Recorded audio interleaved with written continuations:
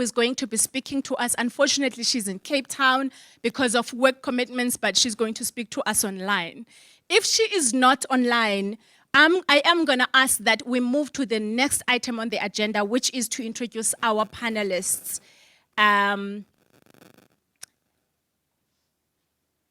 Yes, no, you still don't see her. Okay. Apologies, guys.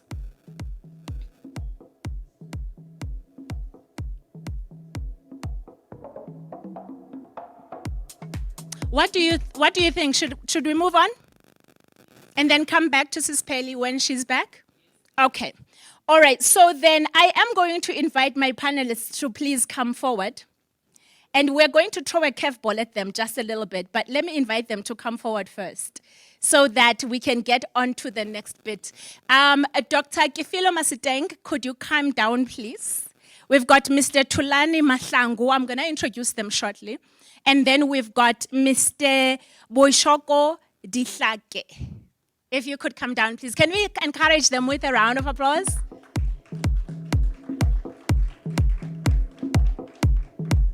Dr. Masiteng, Mr. Thulani, and Mr. Boishoko.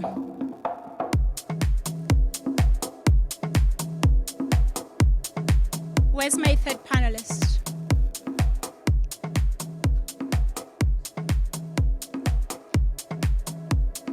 Esto es un sueño.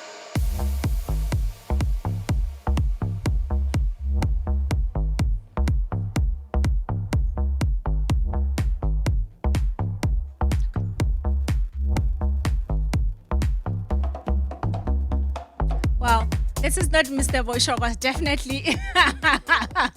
This is my comrade and friend, Glenn Farrad, and he's joining us for this conversation as well. Okay, Mamelani ne? I'm so sorry, I can't speak any other South African language except my own Nguni languages. I would switch otherwise.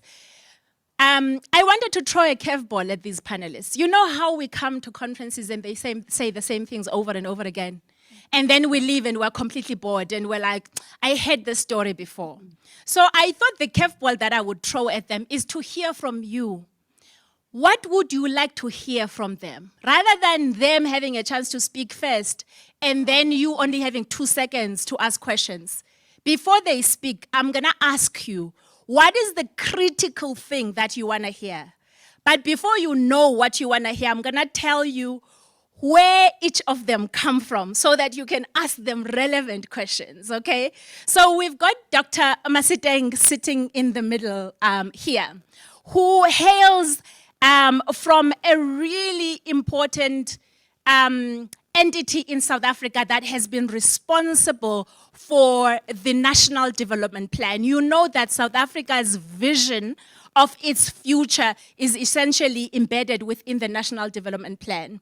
She is the Secretary of the National Commission on Planning, Monitoring, and Evaluation. One of the very first things we want to do, by the way, is to first congratulate her for being the newly appointed secretary, which essentially means she's the top honcho in that. So secretary in political terms doesn't mean secretary like I type. It means I'm the CEO of this entity. Can we actually just give her a round of applause? I also want us to give her a round of applause because I've known her personally for many, many years, and she has been a champion for development, particularly balanced, sustainable development in this country. So even though she represents the public sector, but her mind, her intention, her value system has always been about development. She's also been really a trusted friend that always tells us the truth. Okay, so you can ask her really important, meaningful questions. Prepare your question just now. And then the second person we have in the panel is Mr. Thulani Mahlangu, who is from GIZ or GIZ. And he is joining us because anything you want to know about the Germans and their role as development partners in South Africa, but actually I want you to abuse him a little bit and not just talk to him from GIZ, but also as a representative of the donor community. Because the donor community, even though I'm not sure if Germany is chairing that group right now, but the donor community are an actual team. They work in a very coherent, cohesive way in South Africa. So he'll pretty much have access to information about whatever it is that is going on within that entity. My comrade Glenn is representing civil society here, right? So essentially he is us, he's the comrade, he's the one that's going to tell us the truth about whether or not we have hope as this nation, and whether or not we can get anywhere and how we need to get there. Glenn, I have to apologize because I don't want to misstate where you are at the moment. So I'm going to ask you to tell us which organization you're associated with. For the purposes of this panel, I'm a civil society expert with Kagiso Trust. Right. Okay. All right. Glenn also represented us and led the civil society processes within SADC. So he has a really extensive experience in this place. I mean, in this context, in this sector, as it were. All right, I'm looking for 3 questions. Our Kefball, please give me really difficult questions. I know you don't have a mic, so speak really loud. I'll repeat it for the people online. Thank you, Namsa. I think Glenn can answer for civil society, and Dr. Kefiloe can also answer from sitting at the Commission of Planning. I heard from the opening remarks that we have done well on gender. I totally disagree. So I would like your perspective on this. Have we done well on gender? And what is your perspective on that? Where's the evidence? Where's the second question? In a corner over there? Doc? You'll probably need to speak louder than that. Good morning. Awethu.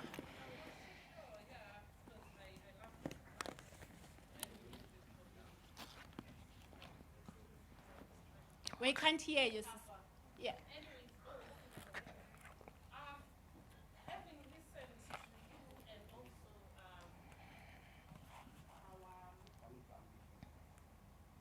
our esteemed reverend, I think standing here or sitting in this particular room, my passion is more to do with community. And I'm just wondering, Comrade Glenn, I think our reverend was so clear that consultation process had many, particularly the civil society and community. So as a representative of the civil society, I just want to hear more about to what extent have we raised awareness in communities, given the fact that I know my comrades sitting there are coming from the community. And to some extent, they still wanted to hear more. Right. Yes, and our consultation processes, how good they are there, in as far as inclusivity and the principle of pleasing no one behind is concerned. Thank you so much for that question. For those online, so I can repeat it, to what extent have our consultative processes been inclusive and robust? And I want to add a little to that to say, and what can we do to improve this? Because we don't just consult for the sake of consulting, we consult because we believe that wisdom resides in people's lived experiences, right? It resides amongst community members themselves. Is there a third very quick question? Oh, I have 2 more questions. I'm going to come back to these 2 hands once we start the conversation, but let me come to you.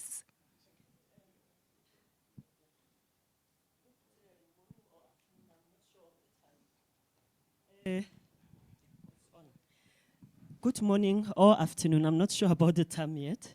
My name is Susan Itumeleng Skosana Nikhasi from Kabalatsani village. It's based in Northwest. My question is particularly meant for Mr. Mahlangu regarding German things. I'm a great-granddaughter to South African unsung earliest Northwest's unsung pioneer of contemporary art, whose artworks were taken to Germany by the German missionaries who were promoting his works, based at Hermannsburg and also Hermannsburg and Berlin.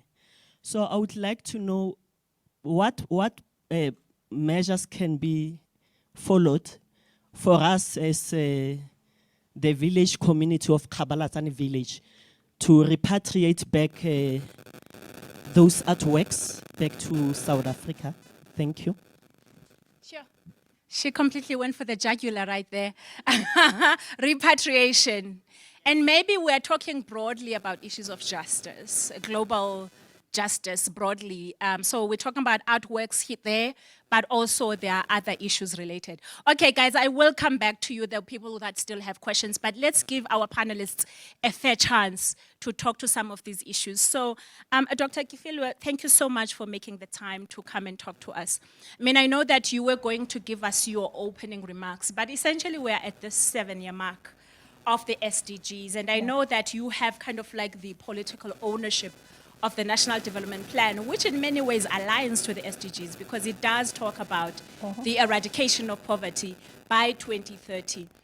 Sitting from the inside of an entity that's supposed to coordinate the implementation as well as monitor the implementation of the SDGs, what's your general assessment about how we are doing in that area?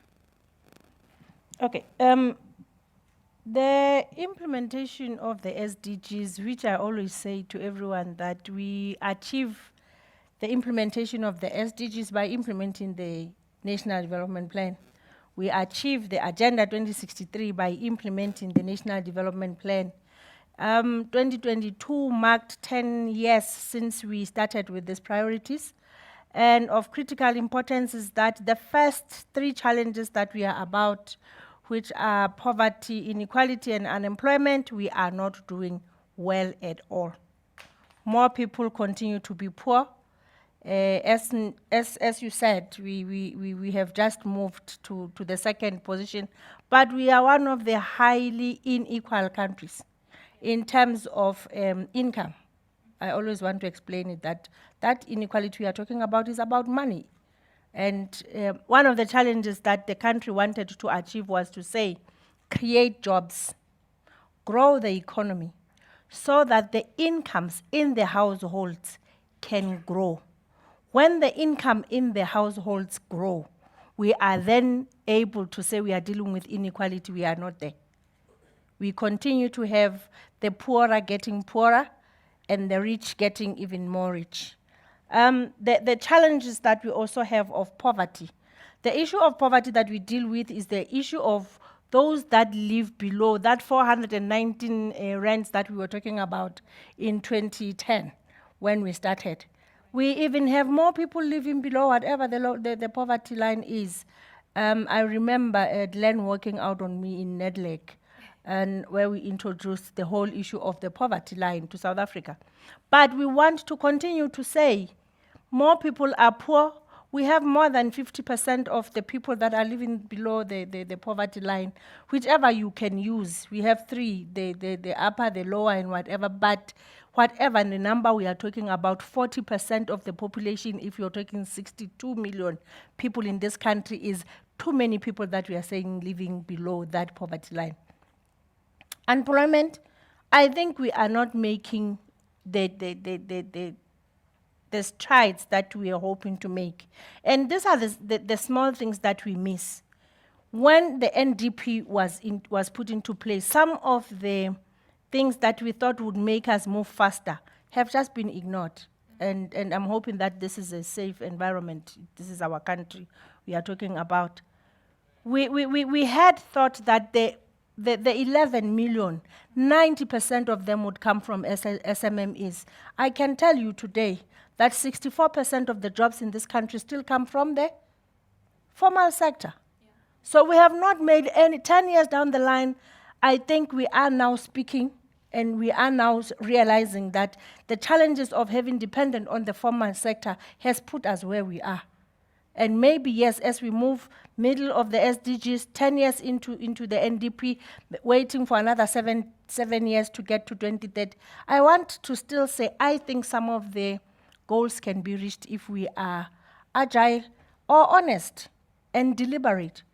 If we give money to the SMMEs, if we empower women, if we ensure that the children that we have go to school, get educated, don't force all of them to go to school. You have a high unemployment rate, but find the young people and make them the game changers in society and work in communities. These things are said, they look like they are easier said than done. But they can be done if we are deliberate. And I always say, Namhla, if we don't put money towards fighting poverty, and we keep on saying the programs that we come up with are expensive, or poverty is not cheap. And that is why it is difficult in this country to deal with. Poverty is expensive. Yeah. Even living in poverty is more expensive than living in suburbs. Until there is a proper way and attention to saying we don't want it. Yeah. Yeah. And putting whatever the money the country has towards fighting poverty, I think we would go far. In terms of gender, I should say there are many things that are there, and the dreams are to 2030. There are needles that are moving. Legislatively, we are starting to see the changes. We are starting to see the fight in Parliament, starting to put women into positions. And I hope it's just not to put them so that we count 40%. I hope they are put there with the trust and the empowerment that is the same and equal to that of men. And in terms of women, I think we are making strides. We can only do better. As long as we don't just count 40%. Thanks. Thank you so much for that. I definitely think we should give her a round of applause. So poverty is expensive. And I mean, just as information in 2021-2022 financial year, we spent more than 1.3 trillion as South Africans on the social wage. Social wage being essentially helping people to get above the poverty line through social services, the grants, and everything else. And just to validate that point that you were making. But before I move on to Glenn, you made a really interesting comment where you were saying many of the things that would have accelerated our progress have been ignored. Now, I did say that I've been on the outside and the inside, and I want to speak to this a little bit, but I'm curious to hear your thoughts. Not on who ignored what, but rather on what are the systemic reasons why good ideas and good things get ignored, and what can we as this particular group of civil society do to begin to push those things forward? Okay, let me speak only of the three things that we had in the NDP. Yeah. We said if we want to see change in the livelihoods of the people, at the heart of it is social compacting and social cohesion. It is not just an English word. It is about how we live with one another. It's about how we cohere each other towards the developmental issues in the country. Yeah. And not others sitting somewhere and laying the laws and others living that law. The second issue that we talked to was to ensure that if we want to attain and achieve the nation that has been built in 2030, we should have a strong government. And a strong government is a strong government that is able to lead development for South Africa. A strong government for South Africa is the one that is able to be deliberate. It should be that state that we are talking about that changes the livelihoods of the people. If it leads development, we should see the economy grow. Right. Working together with the private sector. The money sits in the private sector. I think some of us, when we fight government, we think government has got money. The money is sitting in the private sector, but the ability of the government to coerce and bring and trust government is very important. When the private sector trusts government, development will improve. These are some of the things that are not written. We just don't talk about them. Yeah. It's about how do we do it together.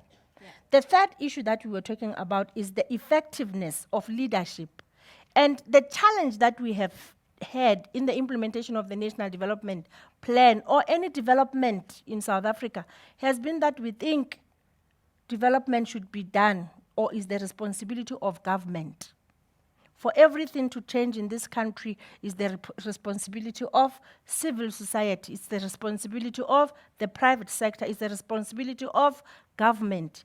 The failure of these social partners to come together and work and collaborate and partner will keep us where we are. If government sits and governs, and private sector is about profits, and civil society is about trying to understand the problems of the people and having no one to be able to get them to, we will continue to be where we are. So I'm talking about the soft issues. You can say I'm not on statistics, I'm not on anything. It's about doing it together. It's not about government. National planning is not about government. It is for all of us, including the politicians. Yeah. The moment they sit in parliament, they are the ones that are supposed to drive implementation and make sure that the nation is united. And these are some of the things that we say and are easier said, and when they change, I think even if we can say certain things should change in the next 5 years by 2027, Right. if a few of these things change in the next 5 years, you will see, we will have lesser people that are poor. We will have lesser people that complain that they have been left behind because everybody will feel cohesed and part of the development agenda of our country.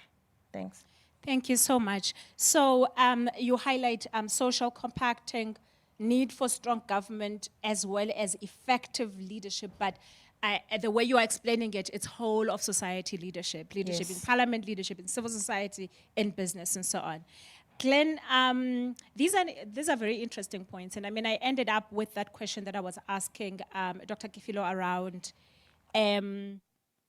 what has been ignored that could have taken us forward as a nation, and what can we do to begin to spearhead that? Now, I don't want to deny you the opportunity, of course, to reflect a little bit, but as you are reflecting on where we are at in 7 years, what did we ignore, and what can we do about it? Sorry, thanks, Nampla. Can you hear me? I think to begin with it's the same answer to all the questions. I'm going to say this. Okay. And I know it might sound ridiculous, but I think it's absolutely true. The face of poverty, inequality, exclusion is the black African woman in rural South Africa. Yeah? I think we can agree. And what we have ignored is the black African woman in rural South Africa. So this is a fundamental problem, because when we want to speak about social compacting and social cohesion, who holds families together? It's the gogo, it's the granny, yeah? Colleagues, are we agreed? Yeah. I'm not sure. So when we have made decisions, when we have set up systems and we've created, so the problem has not necessarily been the design. The problem has been that we haven't started from the impact that we needed to see. And yeah, I want to come to your point, Nampla, and I think it builds on what you were saying, Kefiloe. We have to learn how to make trade-offs. So what have we ignored? What have we done badly? We have not, and Kefiloe, you'll know that once upon a time I was very bad at making trade-offs myself. So this is a deep personal reflection. But we have, Nampla, to your point, we have run out of time. We have quite literally run out of time, we've run out of space, we've run out of resources, we've run out of opportunities. We have no time to waste. So the urgency can no longer be postponed. When we say that the action must be taken and it must be taken now, we actually need to understand the consequences. So from the point of view of civil society, if I may, Nampla, to say, we have to understand that civil society has also failed to contribute to this solution, right? We may be very well placed as civil society to make important critiques and inputs, to add to the analysis. I think those two, but what have we failed to contribute absolutely meaningfully has been the conversation about not the diagnostic, not the analysis, but the solution. So the solution beyond policy, the solution beyond rhetoric, the solution beyond legislation, right? When we start saying what will systemically alter the situation of who? The black African woman in rural South Africa. If we begin there, if we start there and we say our solutions are based on the experiences that come from that person, that meets that reality, I think we unlock. So I'm also trying to answer some of the questions which were coming from the floor about, have we engaged communities well? Have we brought participation to the fore? Have we learned? What have we learned? Have we placed gender at the heart of this? And I think some of these things is about language that confuses us. Now, I know we're not arguing about words when we say social cohesion or social compacting or SDGs or national development priorities, right? At the end of the day, I do think that we have become captive of language, right? So that we've lost the human face of it. So if I, as a civil society activist, reflect at the most effective campaign that we led post-1994, it was being able to humanize the impacts of HIV and AIDS, right, on people. And we could tell a human story, and we could connect policy to people, right? So I think that at this time, what we have failed to do by not grounding ourselves in those realities and not finding simple solutions, the direct, immediate solutions, and then learning how to quantify them, massify them, and work within systems. So I think moving beyond the critique towards the solution to say, and that requires something incredibly difficult. When we are saying on the one hand, there's urgency, but on the other hand, it means that everyone must change. And that 360-degree whole society leadership that I think African Monitor has championed and brought home to us here is something that must begin with some sort of deeper reflection. And because I'm speaking from civil society, let me say, I think the challenge to civil society is, do you know what's wrong with you? That's a question. So I'm going to stop there. Thank you so much, Glenn. Can we give him a round of applause? Civil society, do you know what's wrong with you? I mean, I think that you've said so many profound things, and I want to come back with a follow-up question. But I'm appreciating the fact that you are also giving us things to think about as a sector and to process so that we can be part of the solution. But one of the really more profound things you said right at the beginning was to define who the face of poverty is, right? The Black African rural woman. And of course, statistically, we know that 65% of South Africa's population is under the age of 35 now. The last time I checked, about 52% of those are young women. So the rural African woman is no longer gogo. The rural African woman now is mid-age, 24, 25. She went to school with hopes that she would either have access to university or have a job, and she most likely has at least a grade 10, but, you know, has gone through high school, and so is sitting somewhere with almost like deflated hopes, if you like, because she went through the system of training. And this doesn't exclude young men, because young men are experiencing the same thing. But I wanted to zoom in on this issue around, you know, we've known that in order to solve deep and difficult development questions, we've got to engage with the people who are experiencers of that issue. And you've worked in African institutions that are notorious for excluding women in decision-making processes, including SADC or even civil society, or you know, you are very familiar with how governments work, and never mind the Black African young woman or even young man.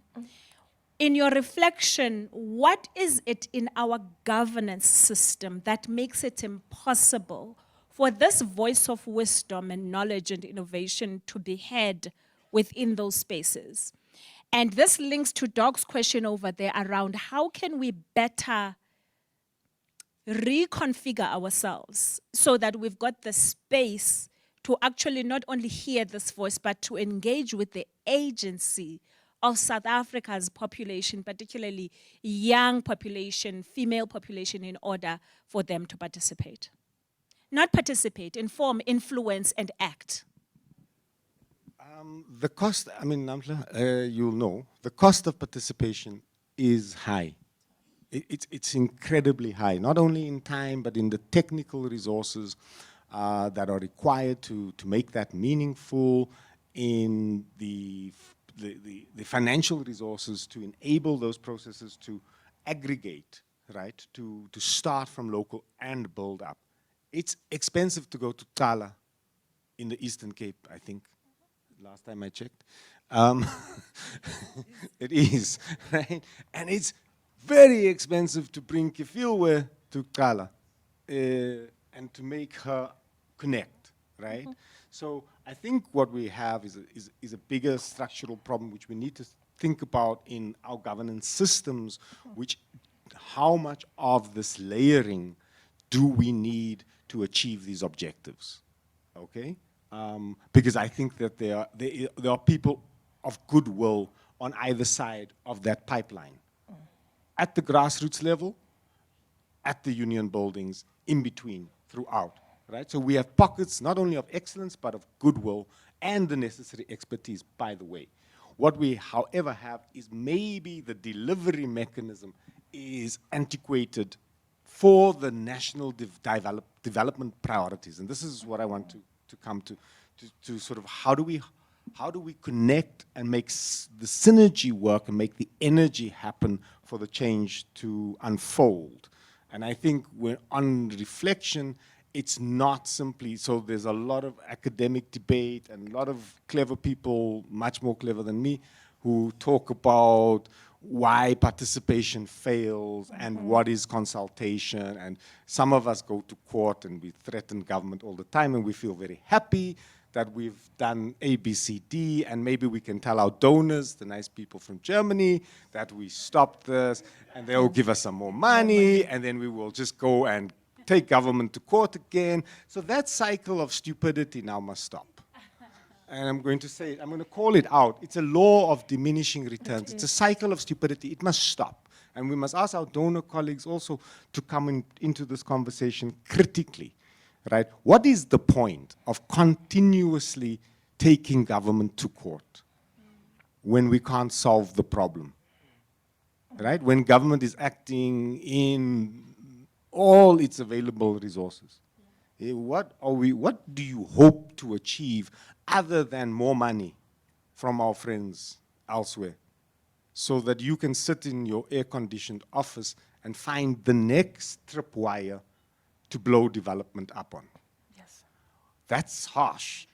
Listen, I'm not saying government is perfect, but I'm saying if the sum total of this game is that we're all going to be subtracting from each other, then it is ultimately 0, 0, 0, right? And the 0, 0 is going to create nothing, colleagues. So that's a big challenge. So I'm saying if we accept that the pipeline needs to change, but there are pockets of excellence and goodwill, and that we need to then redefine. And how does that redefinition happen? And when I spoke about trade-offs, Namhla, what I mean is that somebody somewhere must understand that my participation, my contribution will result in an outcome, a benefit. And we have not made the benefit case. We have not made the delivery case. We used to talk about this, broadly speaking, as the democratic dividend. Yeah? But I think we need, and I think so concepts like the social wage and so on are not sufficient to make me as that 25-year-old, if you can imagine me as a 25-year-old woman, Yeah, that's possible. Think of me as a 25-year-old woman who has gone maybe to grade 10 and or matric, and I'm now stuck in somewhere in Mgungundlovu. I can see things should happen, but I can't see how I make the change. Or you know, and I'm frustrated. And what happens when I have frustration? I lose hope. And nature abhors a vacuum, and what floods into that vacuum of hope now is social disintegration, is maladjusted behavior, is social ills start to take root within our people because hope has been taken from them, because we haven't given the benefit equation, the benefit side of the equation. And that's where the trade-offs start, to say we're not going to get everything. We have to start here, but we are going to get 1, 2, 3. So my participation, my contribution, my voluntary action, right? My social contracting now becomes far more individualized, family and community level, to say, if I do this, then that. Colleagues, let me say, Namtla alluded to the fact that I've worked in the region and on the continent, and the one thing that people from the continent will always say, y'all spoiled, if I can put it colloquially. South Africans, can you hear me? Guys, are you here? Are we together? You are the most spoiled people on this continent, right? You've got beautiful Bill of Rights. There's a why there. Can you answer? Why? Oh, why? Okay. Why? You've got this, shortly, you've got this Bill of Rights, you've got a government that then does all of these things for you. Many of these things, primary education. Let's take, Kefiloe, is this still the same? In Lesotho, what is the pension age was 70-something for men? Yeah? Was it 70, 71, 72, whatever it is, right? 72. Yes, 72, right, as far as I can remember. So I want you to think about the automatic rights, the social wage that Nampla spoke to earlier, that automatically accrues to you. You have the road to health when you're born, right? Colleagues, so you go to many of our other countries where the resources are much lower, the rights frameworks are much weaker, the governance systems are far less responsive to people, the rule of law is not as strong, civil society is not as active, the economy and economic activity is quite limited, and so on and so on. So for many reasons, South Africans have a rights framework and a benefits framework, and that's what I'm saying. For us to begin to bring this down to the priorities that we set, which are linked to the trade-offs that we make, that we can now connect to the individual person to say, for you, there is this, but you must, right? And that must happen for the person, that must happen for the family, or the family unit or structure. I'm not prescribing any family. You can have it any way you like. Then to the community, and then to the nation. And that's how we interface with this, with the governance framework pipeline that needs to be changed for these priorities. So we're not saying overall government. EFF people, don't go change the constitution, just sit still. Don't make another law, don't make another policy. It's a question of creating a flexible framework that stems from some agreed set of how we make these priorities happen in a system of trade-offs. Does that help? Sorry. Thank you so much. Can we give him a round of applause? So I'm going to be going to Thulani at the end over there, but I think that this is a worthwhile point of pause and reflection, because I'm going to come to you very soon. And I think one of the things that, both from the comments that have been made, one of the things that's really becoming evident is that so far as a nation, we've failed to govern. But you're going to think that when I say we failed to govern, that I'm talking about a government, as opposed to when we started the liberation struggle and we got our democracy in 1994, we said the people shall govern. But the understanding of the people shall govern meant that everywhere where I am and I have responsibility, I will lead, right? So I will think through what is required of development. I will think through how do I sustain hope amongst young people? How do I ensure that they understand what they need to do and their responsibility in building their communities? And I think we kind of substituted that people shall govern thing to, do I have a representative in parliament and do I have a representative, my political party in government, and that's enough. And I think we're at a point as South African citizens where we are having to ask really difficult questions about where's my leadership?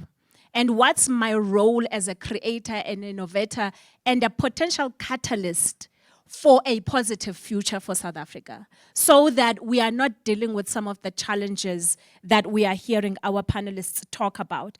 Because the questions that we're asking are serious ones. Like, so as you were talking, one of the ones that was in my mind is, you sitting here today, and forgive me if I'm gonna upset you, why is it better for you to argue for a grant than for you to argue for a small industrial plant in your village where you can begin to produce things? Why is that better?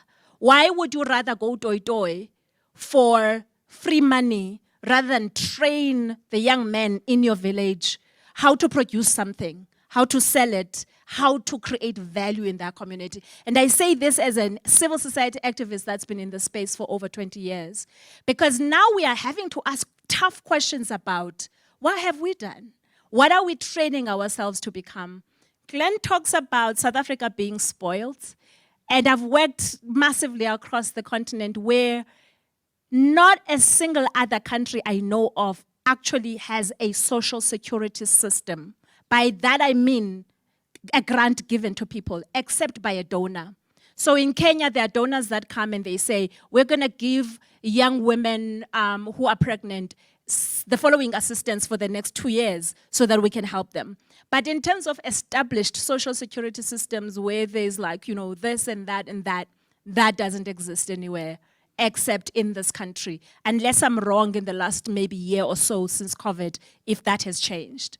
So, big challenging questions that we're having to answer. Because when we do finish with this symposium tomorrow, we cannot be going back to stakeholders and asking for the same things over and over again. Give us this, give us that, without thinking about what will it take. Now I'm from Edutjwa, somewhere in the rural Eastern Cape. And I literally can't finish a sentence in policy conversations without thinking, what would it take to create industrial activity Edutjwa, like where I'm from, where I was born, where I studied, where I was raised? Because if I can't answer that question, I shouldn't be sitting in any platform talking about anything. Like I do not qualify until I can talk about what can I do Edutjwa in that village area, in that little rural town to change the atmosphere there. So then we come to GIZ and our representative from the donor community, Thulani, welcome. Thank you so much for making the time to come here. And one of the things that Glenn finished off with was this idea of thinking about how to humanize the impact of development challenges that we face.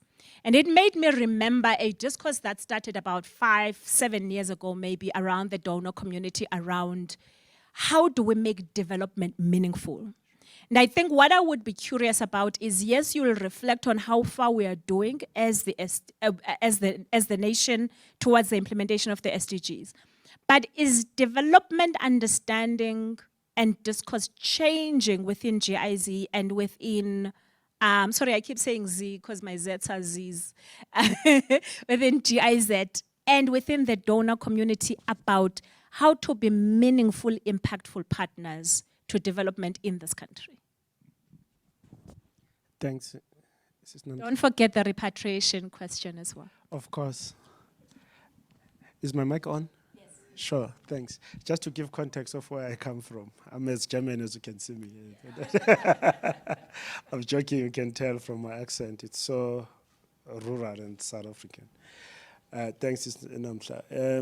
I work for the SDG Policy Support Initiative implemented by GIZ on behalf of the government of South Africa and the government of Germany. So GIZ is a development cooperation entity implementing on behalf of the two governments. So we don't regard ourselves as donors. We don't give, if your car breaks, just to simplify it, we don't give you money to fix your car, but we bring a mechanic to help you fix your car, or we give you advice on how to fix your car yourself. And where you are in the forefront of your own development, where you are in the forefront in bringing change in your development situation.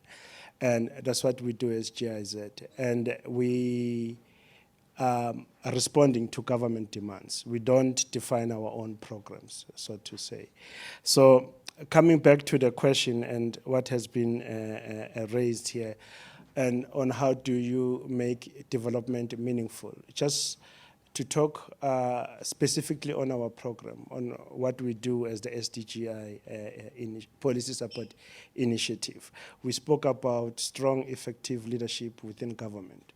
So what we do as a program, together with the government of South Africa, we support government to strengthen that capacity, to improve coordination, capacity within the state, within government, to make sure that there's effective implementation of government policies across government.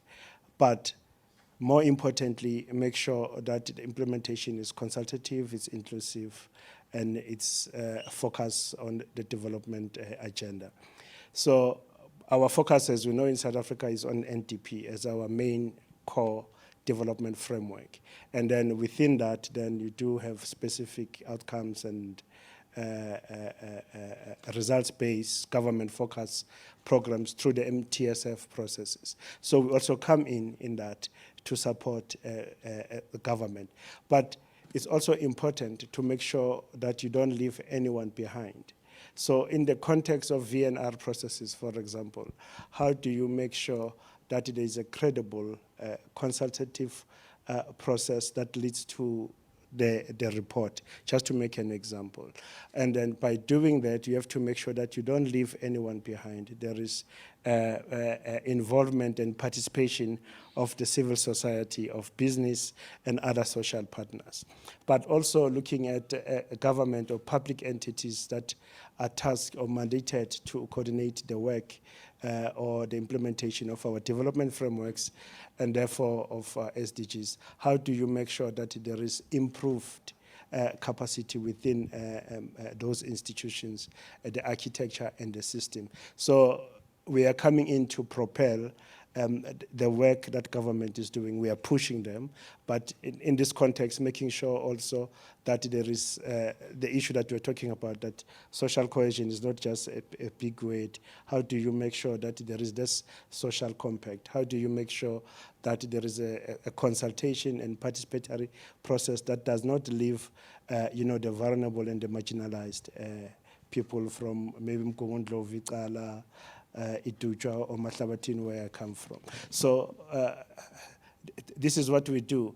So moving quickly to the question, I'm not going to sit here and take the German shame and their colonial crimes. And as I said, I know NPA has a special division that deals with that, and that would be my advice. And because those are crime for as we can put it, colonial crimes and things that definitely need to be addressed. And of course, we know the history of German colonization of the Southern African, of developing world, including Southern Africa, to be, the atrocities in Namibia, in South Africa. We know about all those things. And they also know about those things. But it's an issue that at the bilateral level can be taken up between the two governments. But I know NPA also has a special unit that deals with that. So I'm afraid, Sis Namhla, I can't talk broadly on the role of donors because I'm a development partner.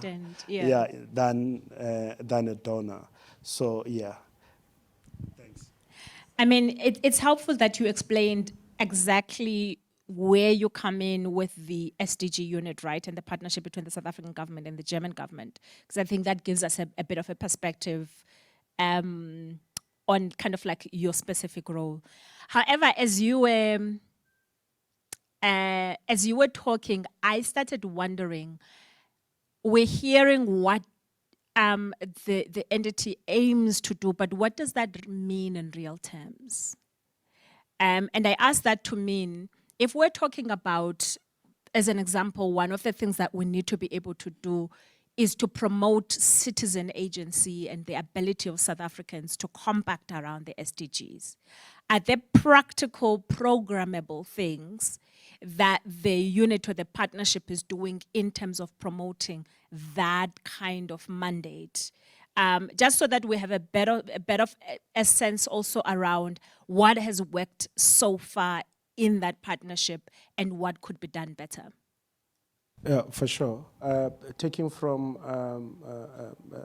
Reverend's opening remarks, when you talk about the architecture that has been approved by the cabinet and all the system requirements that are needed to make sure that you have this effective social partnership for, if I use the word again, effective implementation of our development frameworks, including NDP and therefore all other global and regional commitments that we have as a country.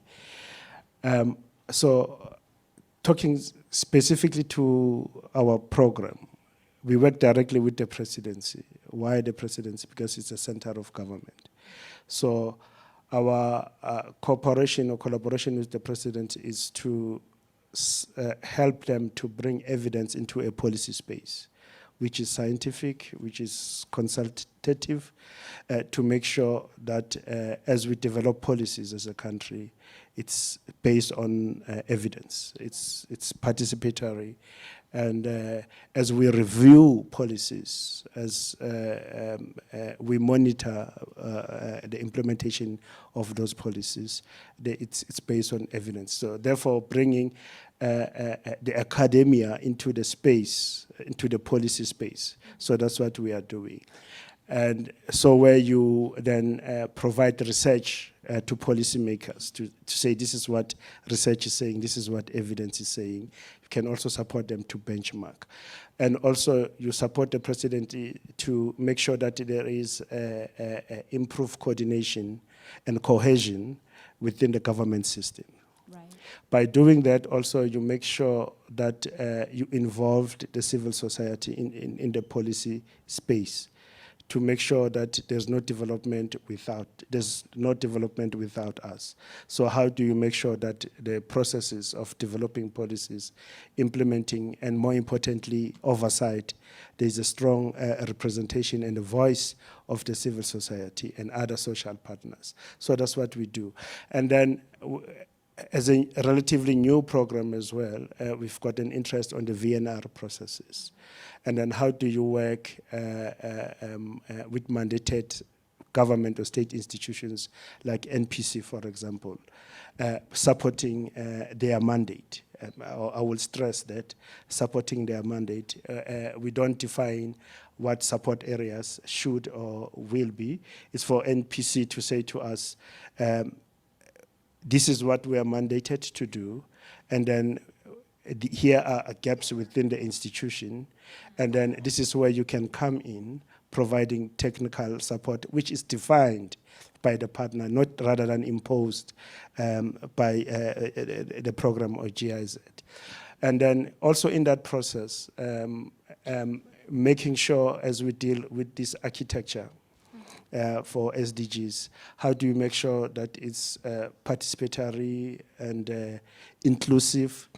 You have the voice from Icala and Idujwa, and then how do you bring social partners like African Monitor, who've been on the space for some time, to make sure that you support the processes that they're already engaged in making sure, like the NSDS processes, you strengthen that, and this is the space where we are working at the moment. Brilliant, thank you so much. Can we give Thulani a round of applause? Now, we started a little bit late, so we'll go to lunch at about 1:45, if that's okay with the organizers. I didn't check this, but I'm hoping that's okay. That's okay? Great, okay. So I'm gonna come back to my panelists, and I'm gonna ask the question around looking forward, right? What is it that we need to do differently?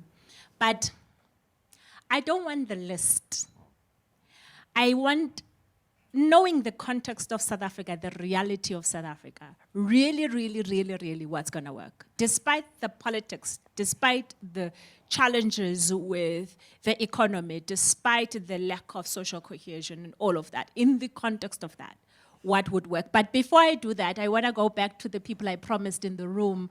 I said I would give you a chance to ask questions, and I know I had 3 hands. I had a hand here, I had a hand at the back there. Then Bekuputi that had a hand lifted, I think. I see this new hand as well. Eh? There are some questions on Zoom as well. So you'll read for us? Or they'll be able to speak? Oh, you can read the questions? Okay, but let me start with the ones in the room, and then I'll come back.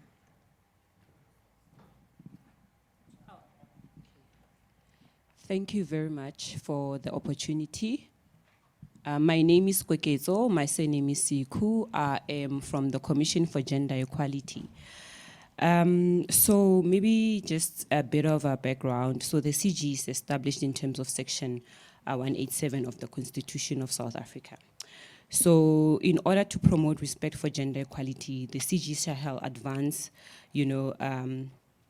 shall advance gender equality through undertaking research, investigations, legal investigations, education, as well as policy development and legislative initiatives. So now we have an implementation department that is public education and information in the Commission for Gender Equality. And it has done tremendous work in forging partnerships with municipalities, local government. And we are doing, this program is called, mainstreaming gender and also localizing sustainable development, localizing sustainable development goals in the municipality. But then from different provinces, they have different experiences in how they localize, monitor, educate, and also do awareness programs in local government. Specifically, I will speak on my side to say that there is a challenge in how now local government, in Gauteng, I will say in Gauteng, local governments are supposed to be intermediaries, in making sure that there is a facilitation of multi-stakeholder conversations for us to understand the SDGs, for partners, to understand, and also, the local community to know and appreciate, what South Africa has done, that we are part of a global society that is actively participating, in making sure that the lives of South Africans are developed and there is sustainability. But then now local government, in local government, there is no accountability. We go into municipalities to educate, to try and do awareness on SDGs, and also, it is through education, legislation, but then there is a lack of accountability, and also there is lack of drive to know more and also accelerate the SDGs in localizing them and also domesticating them at local level. Thank you very much. Thank you so much for raising that point. Usisi at the back with the black dress, please. Right at the back. She had her hand up before.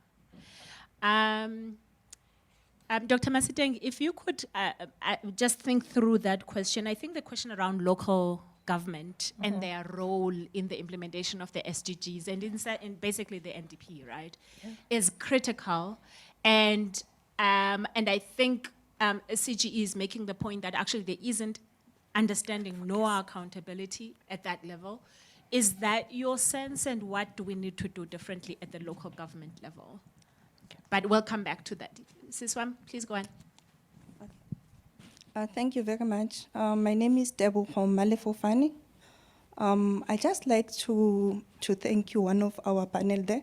He actually spoke about from bottom to up, which is from household, going up from to communities and going up to the government.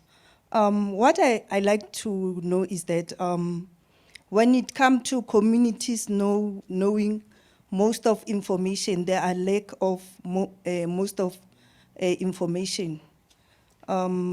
sometimes even when you go to the police station, there are lack of information. Thank you very much about that. Before we move on from you, what would you like to see happening differently? Okay, to educate communities. Thank you very much. So we need more education at the community level. All right. So I have a few more hands, and I think I'd like to recognize this the last round. The only comment I'm seeing on Zoom is the comment that says from Putbongani, essentially, I think he's talking about African Month, which is in May, but saying we are not spoiled, but there's an issue with land and our white or former white government, since we haven't had a white government in a while. But one with a white shirt and bucket. You're looking backwards. Okay, I thought you had your hand up, but that's fine. And that I'm asking you then to speak. So I'm recognizing this hand. I'm recognizing that hand. Give me a hand if you want me to recognize you. The third hand is over here. Another hand, another hand. So I'm giving you each 1 minute, just so that we can go through this quickly, and then we'll come back to the panelist. And that, please. Thanks. Mbongiseni Shabalala, Africa Restoration. To Dr. Kefiloe. SDG 7 speak of affordable and clean energy. Number 17 speaks of partnership. Now, Dr. Kefiloe, we have a serious situation with energy in our country, as you know. Is energy in our country a program in your department, or is it a project? Because there is no way that we could be still, as a country, struggling with an entity like ESCOM, where it's now affecting the region as a whole, because we supply energy to the region, but we don't have energy. That's a topic for another day.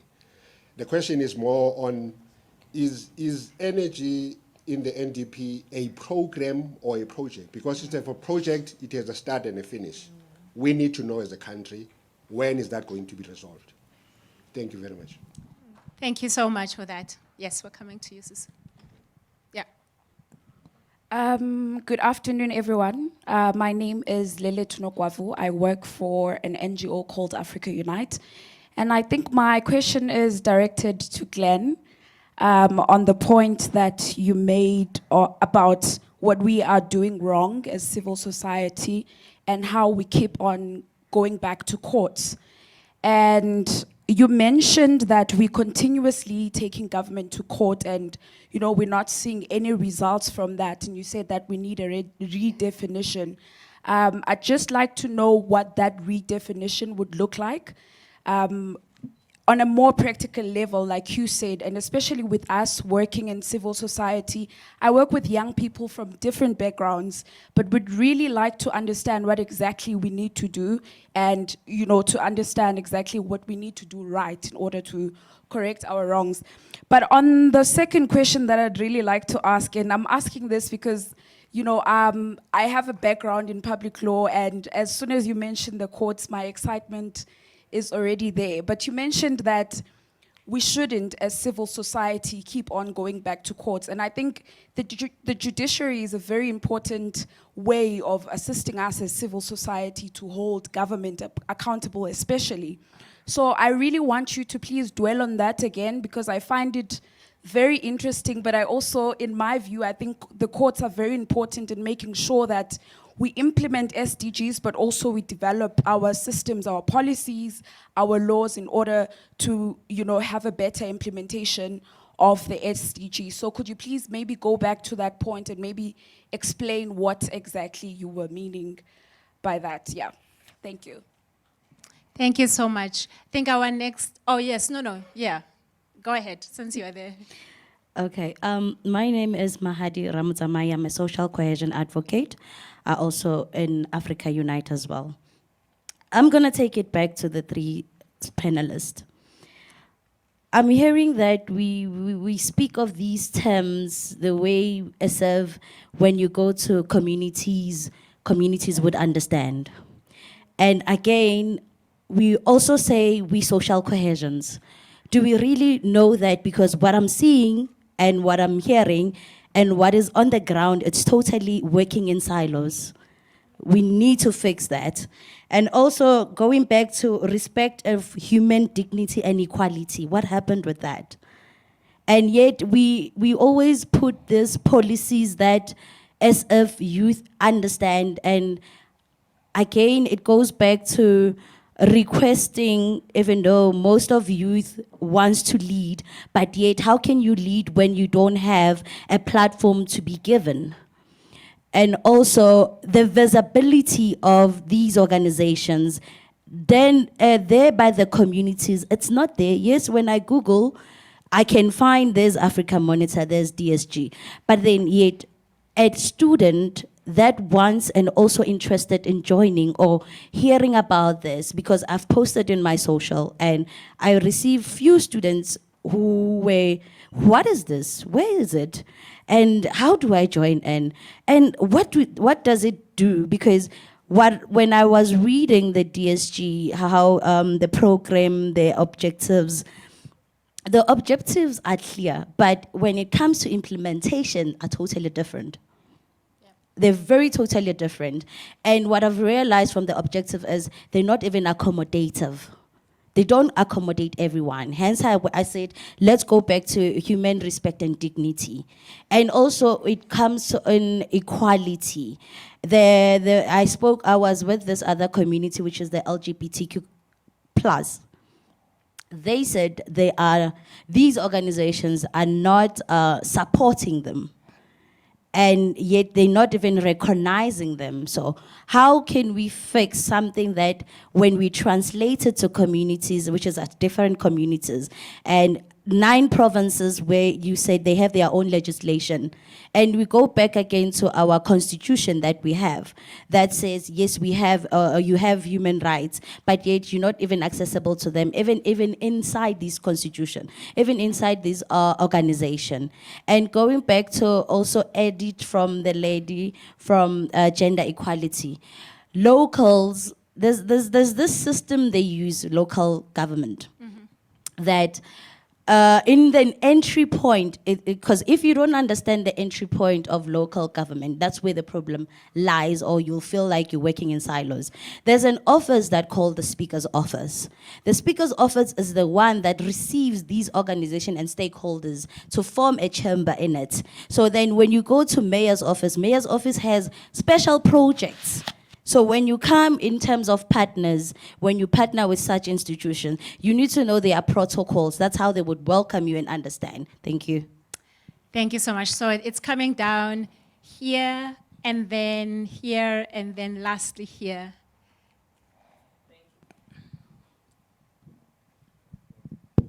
Thank you for indulging me for the second time. Namhla, I didn't introduce myself initially. I am Dr. Kanyisile Tusenaim Sledgefield Shabalala. I work for myself, so I create my own jobs. So I represent myself here. I think I want to add to the response that was given on the works of art that were stolen by Germany, my sister. If it's any comfort, over 90% of artifacts that were stolen by colonialists during colonization have not been returned.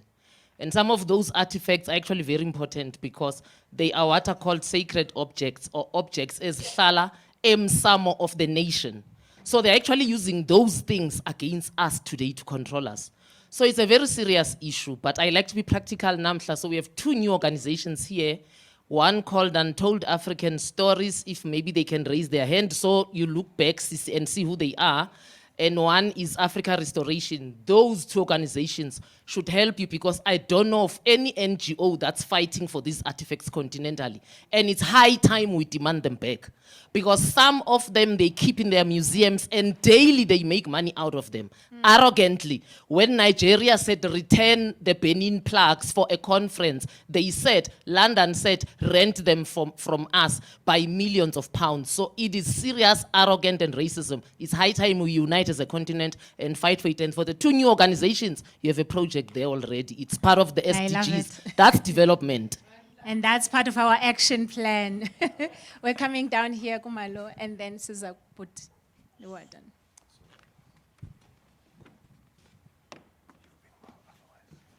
So far, so good. With the black book. I'm taking all the stress. I hope you're recording the questions. There's plenty to Yeah, comment on. we are on 8. 8. I'm Mamuntombela. I'm from Butterworth and Matatiele in the Eastern Cape. I just want to thank, the comments that many comments that have been made by the speakers in front of us, the panelists. And there's a lot, of information that you have actually alluded on. I'm looking at the aspect of governance.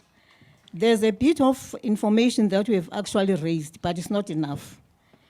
I'm looking at the roles of all the stakeholders that participate in development. I'm looking at constructive and meaningful partnership, not just saying we are working with the civil society, government, and the private sector. What are the roles of all of these three partners in development? I think we have to be clear around that. Because now, if you look at the way development is pursued, there's duplication, and one partner, is actually pursuing the roles that is supposed to be done by another partner. And there's nothing that is actually done about that. People just do as they feel like. And then one other thing I want to comment on is that our government, I'm not trying to say there's a whole range of things that we are doing well, as community development workers. I'm actually working in the field of integrated development in the rural areas. We're actually doing, our approach is asset-based community development. That is ABCD. The assets, of each individual and the assets around the community, so that actually that particular community can use their personal assets and talents, looking at what is available locally to develop the entire community. That's our, and also family farming. That's our focus in development. What I want to comment on is that, our government has got a tendency of doing things in a cyclical way, even if things are not working. I think there are things that have been pursued for 20 years, they are not working, but nobody's saying anything. They are just continuing doing their work, We have to look at things that are working. In fact, I want all of us, and maybe all the three stakeholders, specifically government, of course. There's what is called action, learning, and reflection. We do things and we reflect. We take out things that do not work and actually focus on things that are actually working to develop the country. This tendency of doing things in a cyclical way, even if they are not working, I would elaborate on this, specifically with the local government, the municipalities. Things are done in the same way there. In fact, all the three spheres of government, things are done in the same way, even if they are not working. So I think there should be a very strong action, learning, and reflection process that is actually carried out to look at things so that for us, to actually achieve in pursuing these sustainable development goals. There are things we are not supposed to do that we have been doing for years that we are not actually achieving anything, but we are used to doing things, in a similar way, even if they are not working. Thank you. Thank you so much, Ma. So Ndate, yours is going to be the last one. I like that last point. And if we could ask the organizers to think through this. We're going to have breakaway sessions today. Tomorrow, we're going to be planning for the way forward. I think it would be good for us to ask ourselves, what must stop immediately? And actually itemize those things so we can communicate that truth to power and basically stop these cycles of ineffectiveness, as it were. It's coming here, Buti. Thank you. Thank you very much. My name is Alexis Sabiarimi, and I come from Rwanda. I do research on the dynamics of innovation and industrialization. very briefly, it is amazing that almost 30 years since the advent of democracy, we still have shacks and a substantial number of communities still living in undignified conditions. So one of my sisters was talking about the dignity of the citizens. So it is important, if we have a vision of development, to put the dignity of people at the heart of any development action. Now, development cannot just be achieved by the sheer will of the people without them being given the power to do so. In South Africa, it's not really a matter of lacking talent or ability or willingness, but where does the power lie to change the status quo ante? Because we have inherited a system in which the distribution of resources is so skewed that to change it, there is a need of a tremendous shift in the dynamics of power. But who has the power? If we look at the government, does the government have the power to do what it is supposed to do to make the changes? The record of the last 29 years and the continued existence of undignified condition for people indicate that they probably don't have the power. Maybe a question to give an indication of the complexity of the system. I'm just going to base it to the remark that were given by one of the people who spoke before. What does it tell you if you have to take the government to court to force it to do what it is supposed to do of own volition in the first place?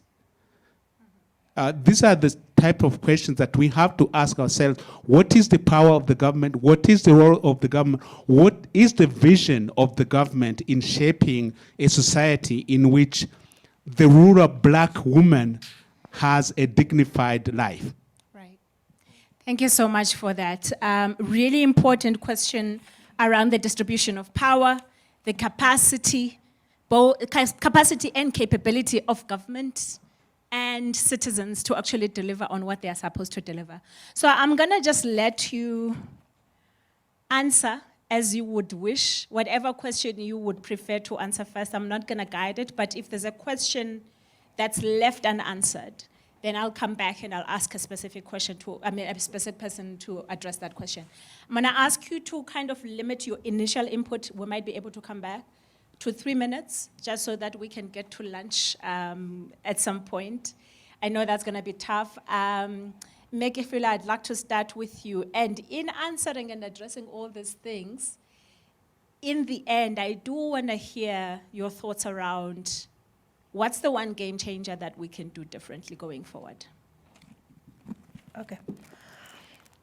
I think the one game changer is for everyone to realize we all have a role in the development agenda of our country. And to Koketo, I want to agree. The critical issue is that, for example, in the NDP, we have 10 years. We have started to learn together, to understand. I think we know better now. We need to promote advocacy. I totally agree with the issue of local government. If we can understand that at local government, that's where people live. That's where, if we want to change and see the change in the livelihoods of people, we should focus. So the critical issue is to ensure advocacy, learning and teaching. I agree again to Tebogo. Let's make sure that the communities are not spoken about, but the communities are part of the development agenda. One of the things that the National Development Plan advocates for is building human capabilities. People should be given the power, the empowerment, the ability, and the knowledge that I can I can do it, but I cannot only know that I can when I have not got the support. So a lot of support in terms of knowing what I can do, and even when I have an idea, I should be able to be supported.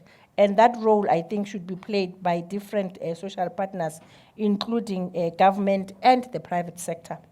So I will continue to punt for making sure that everybody is part of this development agenda. None of us can do it alone.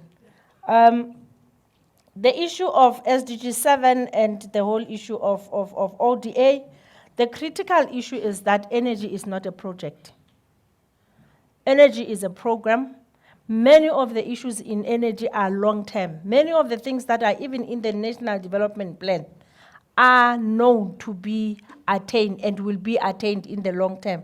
When we talk about the energy and cleaner energy, and we say by 2050, we want to have a country that has got a low carbon economy without killing the availability of coal, and we say it's supposed to be just transition. And it is in these types of conversations that we should understand issues and not politicize the issue of energy. The energy issue is a challenge that is going to be with us for a very long time. But there are winnable things that should be able to be done immediately. We should be able to come up with issues of, if you reduce the demand and the challenge on the grid, what should we do? And that can also be a question to all of us, or to all social partners. If we were to start to use solar, what is it that we can do? Who can participate in creating that, reducing the challenge of the grid, introducing solar, and even if it means somebody came up with an idea saying all the new RDPs should just have solar. These are practical things that the country should be able to come up with, and many of us that has the ability can say, I also join into renewables, what do I do?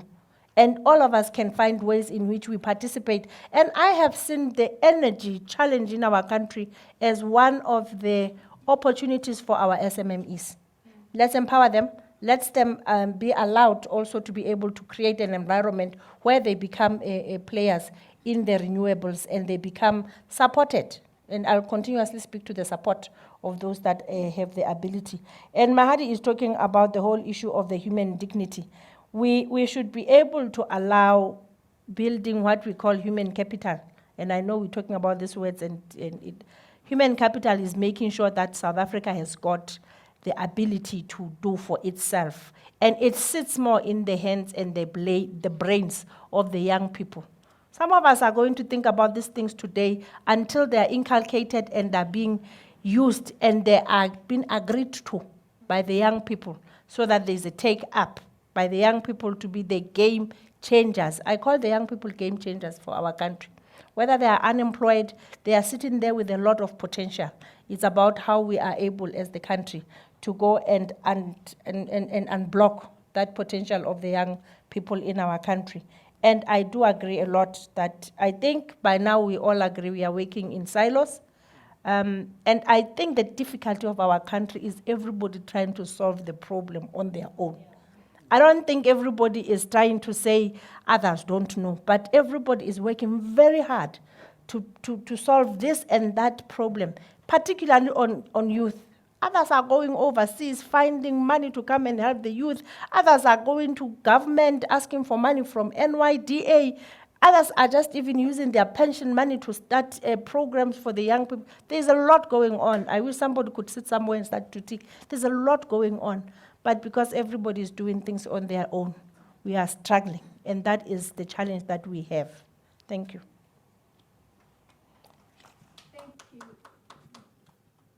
Thank you so much. Kefiloe, I'm going to ask you, sorry, my mic. Before we let you go, I'm going to ask you to also speak to the VNR process. Actually, maybe let's answer the questions and then I'll come back to you. Yes. But I think it would be good to hear on the VNR process and the participation moving forward. I'm not going to answer your questions. So, no. So the answer to your question is no. I think it's part of this process, and this space is designed specifically for us to explore and understand. So To all those questions about awareness, limits, or some of the challenges with legal or litigation, high impact litigation, or just ordinary litigation, constitutional challenges, and so on. No, I don't have answers for you, but I think these are ideas that we need to explore and pull out, right? And that is exactly why the space is here, because many of us are non-state actors, many of us are from civil society. So if the question is resonating with you, then I think we need to explore what the solution is. So in order to move the conversation forward, I'm going to go to Nampla, my final contribution. So without wasting time on this, because I think that's the business of us here collectively exploring these things. How do we promote human dignity? How do we make accountable governance happen, et cetera, et cetera. That's our job to do, and we'll have to come to some outcomes. I want to just say this very briefly. I was struck that down the road, I actually started working at an NGO 30 years ago that was down the road. And I'm still here, which is a really sad indictment on my life.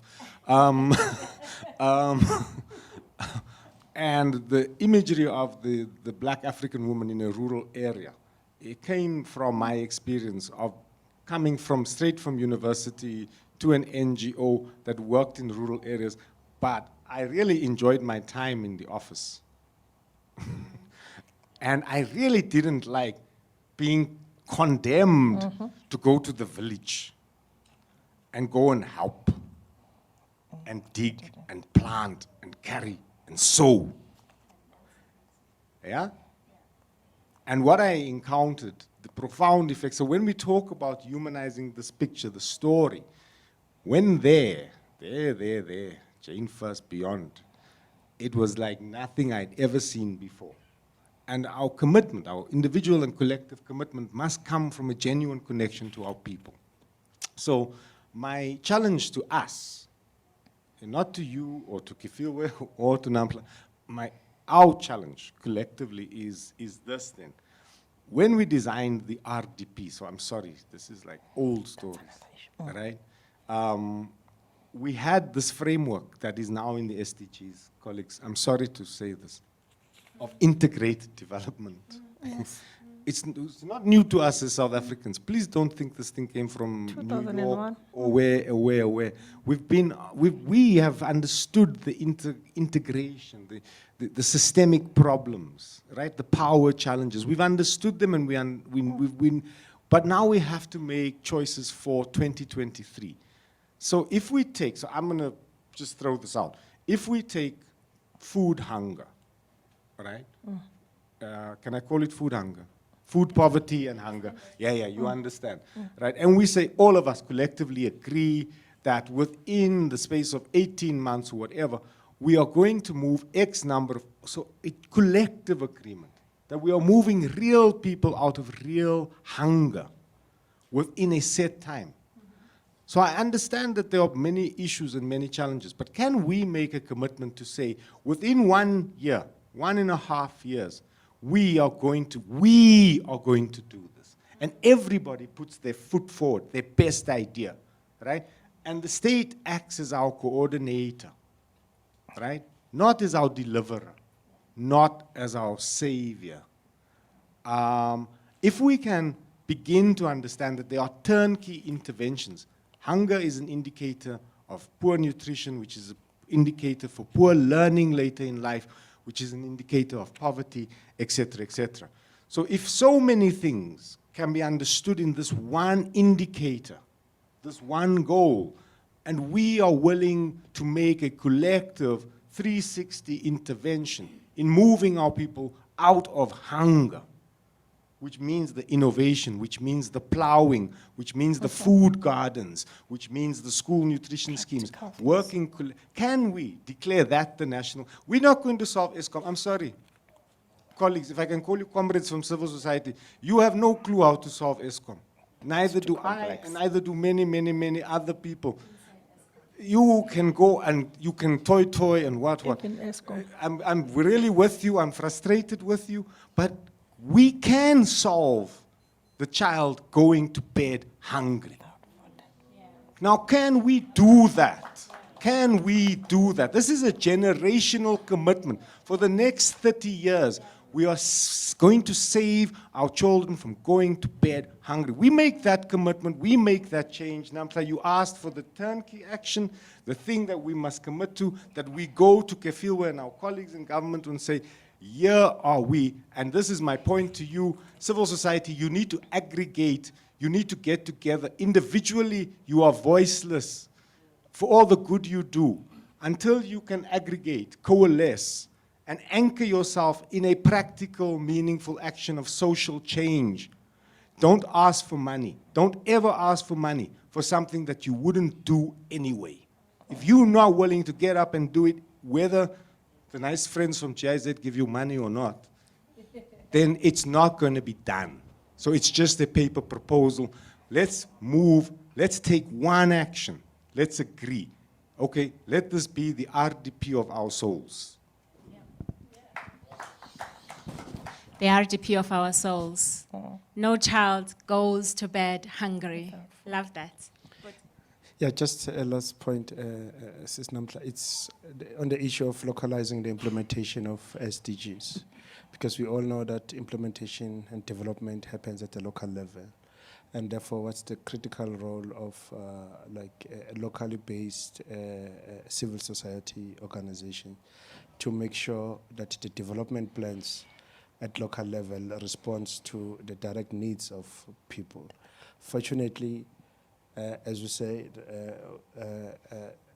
South Africans were spoiled. We have legislations that make sure that there is participation at local level.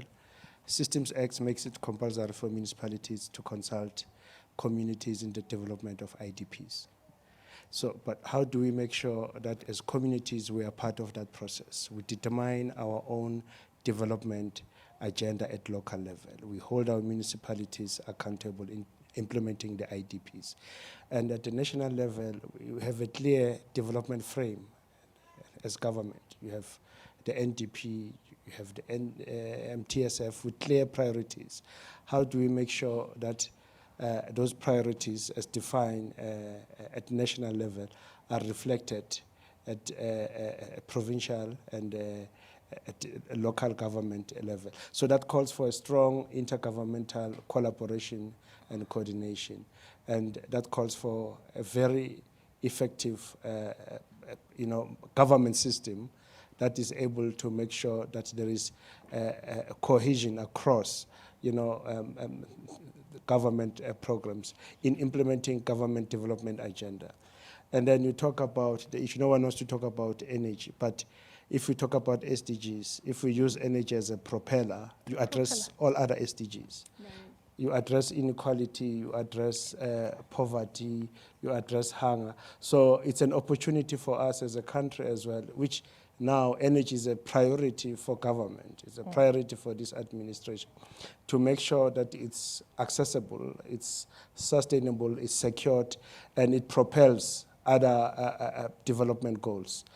You use energy to make sure that women have clean, they have access to clean energy. You make sure that you use energy to address issues of hunger, unemployment, and then, yeah, those are some of the, I think it's an opportunity for government to use this crisis to address some of these SDG goals. Thank you. Thank you so much. So we are finished, and I know John is going to kill us there because she really wants us to go and eat. I'm going to just see if you have a sentence you want to say on the VNR. Lusanda is going to be here this afternoon, so he will be giving us some detail. The VNR is the Voluntary National Review where South Africa takes its progress and recommendations to the global community. But it's supposed to be done in a consultative way, and I know that Ms. Kefiloe is going to help us to understand exactly what the plan, well, not the detailed plan, but just the intention. Okay, no, thank you very much. I guess it even answers Ntombela's answer, a question around our roles in this development. So, and because this is civil society, I will say what I said in 2019. The role of civil society is to come and bring together a whole of civil society And I have always said it's no longer the 2002 civil societies that some of us knew. When we were very young, I think, Mahadi's age when we started to be part of these things. But it is your role to come and be here. We're starting now. SDGs is writing a statistical report about how we are doing with the